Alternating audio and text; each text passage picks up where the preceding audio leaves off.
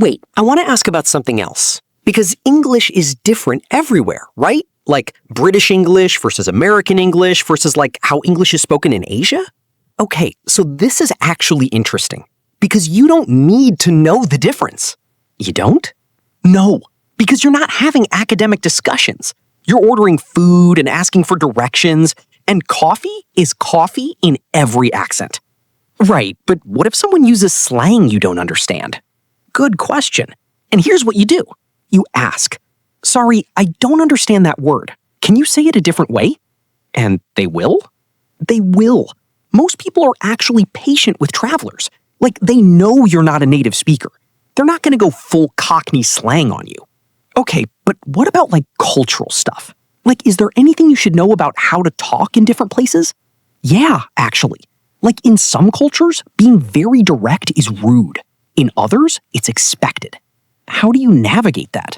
You start polite. You say please and thank you. You smile. That works everywhere. And if someone seems uncomfortable with something you said, you apologize. "Sorry, I didn't mean to be rude. I'm still learning." And that usually fixes it? It usually fixes it. Because you're showing respect and humility. And those things are universal.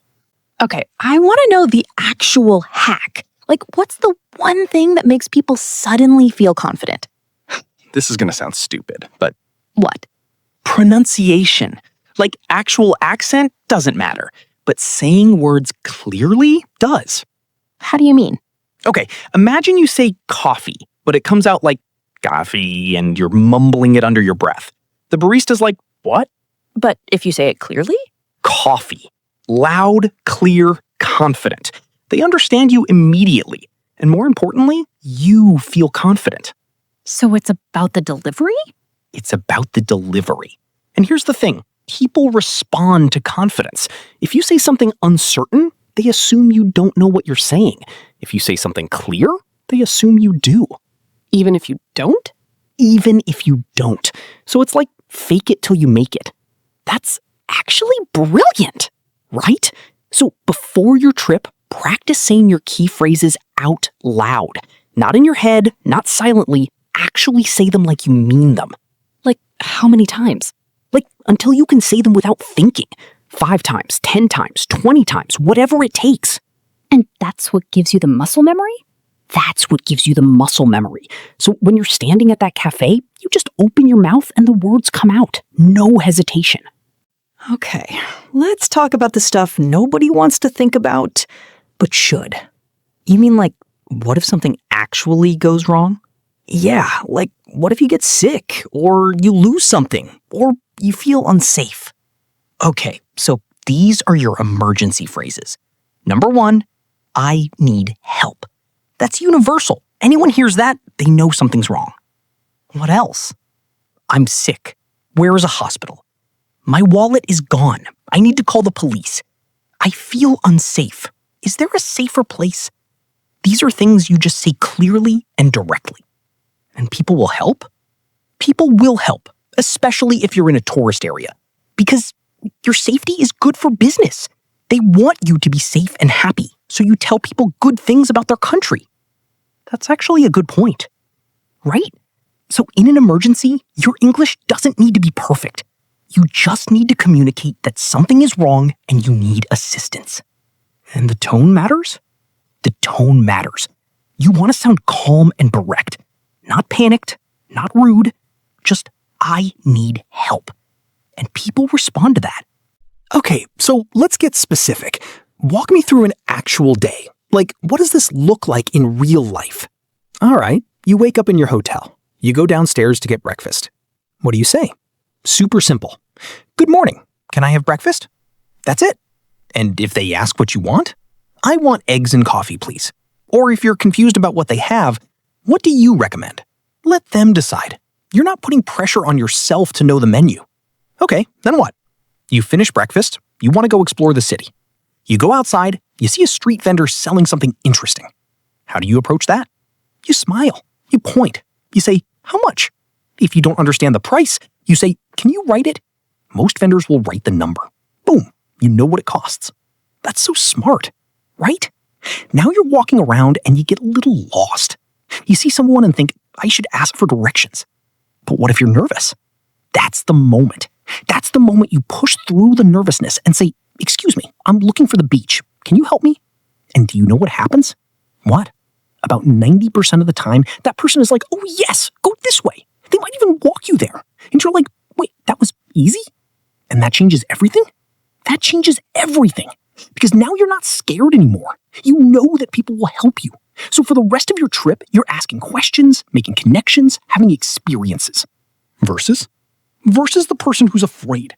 They stay in their hotel, they use Google Maps for everything, they miss the actual place because they're too scared to interact with it. That's actually sad.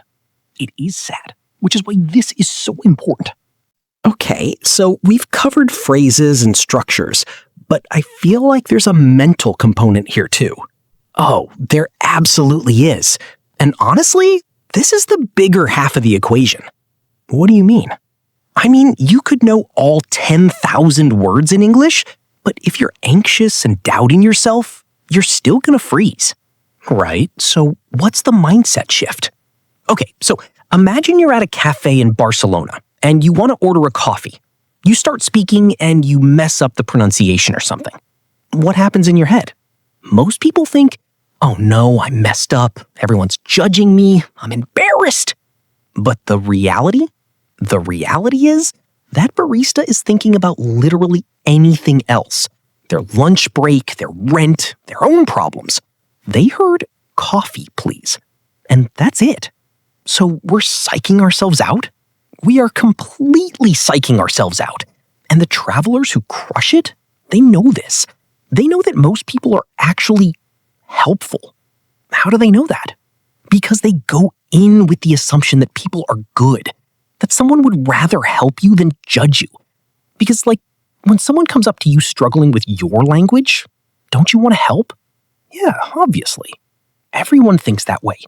So why do we assume people in other countries are different? We're just scared. We're scared. And that fear blocks us from literally the best part of traveling, connecting with people. Wait, is that what separates the people who have incredible trips from the people who just check boxes? I think it might be. Like, the person who's afraid to talk just takes photos and leaves. The person who's confident, they have conversations. They learn things. They make memories. Okay, so how do you build that confidence? This is key. You build it by doing small things first. You don't start by giving a speech.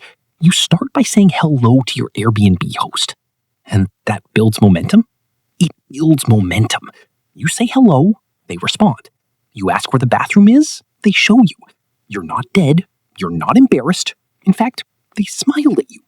So it's like exposure therapy? It's exactly like exposure therapy.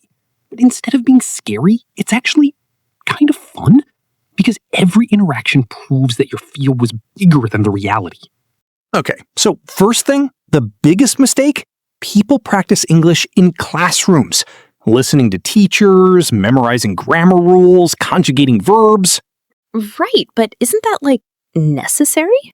No, and here's why. When you're at a restaurant in Bangkok and you're trying to order food, nobody cares about your past perfect tense. Fair point.